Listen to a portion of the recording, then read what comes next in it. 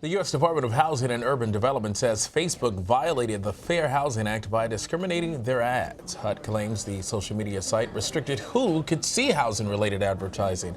They also accuse the company of mining user data to decide who should see the ads. The charges will be heard by an administrative law judge. Facebook has the option to have the case moved to federal district court. So joining us now for more on this is Axios media reporter Sarah Fisher. Okay, Sarah, so explain to us, what these allegations are and, why HUD is getting involved. I know it has something to do with Facebook's advertising algorithm, right? Exactly. So last year, there were a ton of media reports that came out that said, look, people can go on a Facebook's ad platform and they could use targeting options to make sure certain people don't see ads for things like housing, but as well as employment or credit. Well, obviously, that's illegal. And so Facebook took action. They eliminated some of those targeting parameters. They actually just settled a lawsuit with advocacy groups last week, like the ACLU, and they promised to block racially targeted housing ads.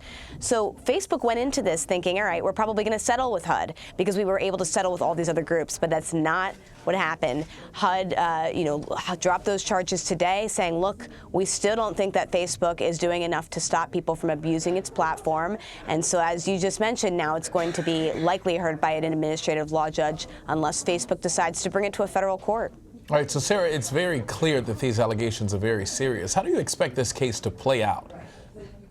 I mean, if the administrative law judge does determine that Facebook, allowed people to discriminate, there will probably be some sort of a fine. Now, Facebook is a $40 billion a year business, so that fine, if you can imagine, is probably not going to make a dent in their bottom line. However, it will continue to force Facebook to really evaluate holes in their ad platform that allow people to abuse it. So, for example, Facebook's probably going to continue to look at targeting parameters, things that people can target against. Facebook's probably going to have to really enforce that policy that they're going to stop racially targeted ads. Now, that's hard to do when you have millions of advertisers uploading things in an automated platform with no real oversight in real time. So it's going to basically force Facebook to kind of stay on their toes. So just to sort of clarify, this is the same ad platform, say, that a company might use to show me bathing suit pictures because they know that I was looking at vacation hotspots. But when you're talking about housing or credit, or when you're talking about specific topics, then it overlaps into being a violation. Exactly. Our law in the United States says that when it comes to certain topics like housing or employment, you can't discriminate against people by not letting them see those ads, not giving them the opportunity to pursue those things. And so if Facebook gives someone the opportunity to target against someone, meaning this ad won't be shown to the following people, our law right now says that that's technically illegal. So that's why HUD basically made these charges. Okay. All right, so turning now to another matter, we actually were just talking about this a while ago. Some analysts have blamed companies like Facebook and Google for the downfall of local news. Why is that? Is that possible? Yeah, I mean, it has to do with what we were just talking about, which is that you have these huge automated platforms like Google and Facebook that have really democratized advertising. It's not just the Fortune 500 that can buy these ads. Your local grocer or your local, mom and pop shop can go on Facebook and go on Google and buy really cheap ads. Now, why does that impact local news? If you think about what a local newspaper used to be, it was the avenue for those mom and pop shops to message people and buy ads. Now they're not making the money anymore. So a lot of people do blame, as you mentioned, analysts, Google and Facebook for the fall of local news.